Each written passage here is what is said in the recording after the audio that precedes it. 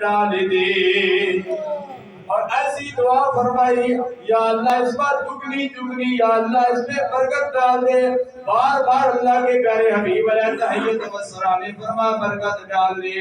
ایسی برکت ڈالی کہ مدینہ طیبہ سے جو چیز آتی ہے اس میں برکت ہی برکت ہوتی ہے۔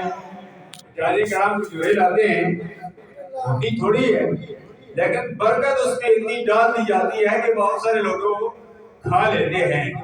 یہ برکت ہوتی ہے مدینہ طیبہ کی کھجور کی۔ مدینہ طیبہ کی جو چیز بھی ہے اس میں برکت ہی برکت ہے۔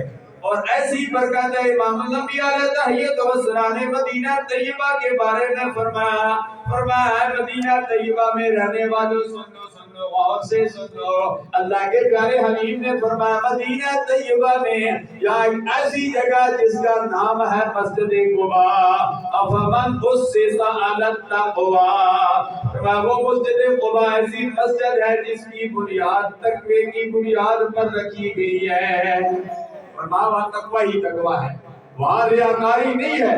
فرمایا وہ مسجد قباء جو مسجد نبی سے 3 میل دور ہے، اللہ اسی طرح اور پہاڑ بھی مسجد نبی سے 3 میل دور ہے۔